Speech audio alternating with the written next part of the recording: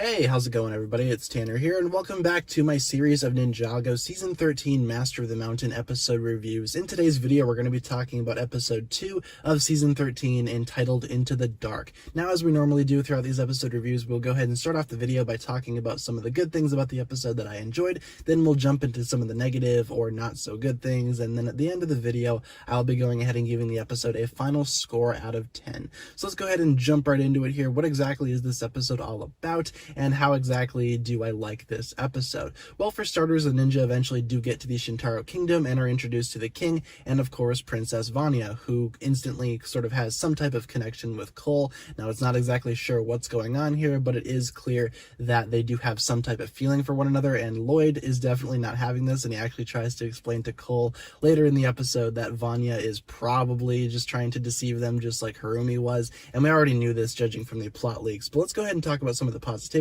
and let's keep going about Vanya and Cole. I do think their interaction was really well done in this episode, and it kind of lays the groundwork for what their relationship could be later on. There's nothing in this episode that explicitly says that they are going to end up together, but it's definitely hinted at. Vanya seems to take an interest in Cole, and Cole seems to take an interest in Vanya, and Cole even says to Lloyd, hey, you know, I don't like her like that. So there's definitely some type of thought going on there, and there is some type of hinting going on that they could end up together. So I'm really excited to see where that goes, and I thought it was pretty well done in this episode. They do spend a lot of time together this episode, and overall I think their connection right away is pretty solid. And also this episode is kind of the, I guess, segue into the dungeons of Shintaro, which is going to be the major setting for this season, and in my opinion it looks really cool. And I do need to talk about, again, the Skull Sorcerer, who appears later on in the episode, and he is absolutely great. So far from what we've seen from him, he is intimidating, he is menacing, and just overall I really like his design, and I like how he comes off as, like,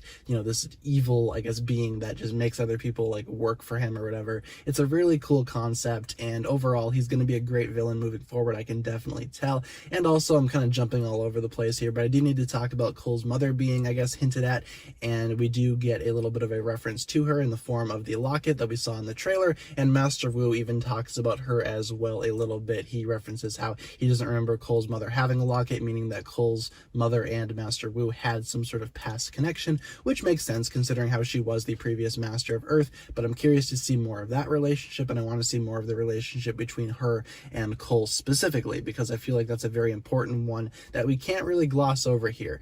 And for the bad things about this episode, there's not a whole lot, but going off of Cole's mother, I guess I was expecting Cole to have a different reaction to seeing her picture. He didn't really seem necessarily upset or distraught by it, and that might just be because of all the character development that he has had going forward in the 13 seasons of the show. But in the flashback in season 8, when Cole's mother, I guess, had just died, he seemed very upset naturally, but I would think that seeing a picture of her might bring back some of those repressed memories, and maybe he could actually experience some type of negative thought about it. But instead he just kind of is, I guess, confused, and I guess I didn't really expect him to react in that way. I'm sure the emotions will start flowing later on in the season, so I'm not really too bent out of shape about that, but it's just something that I kind of pointed out. And a lot of people might take, I guess, a little bit of negativity towards the next thing that I'm going to say, but it is very clear that the ninja's powers are going to be weird again this season, so it's not like, you know, they're going to have powers necessarily, and I think that's just because of what is going on in the mines, and I don't really want to spoil that here, but it is very clear that something in the mines is repressing the ninja's elemental powers, as seen with Cole, but eventually he will get over that from what we saw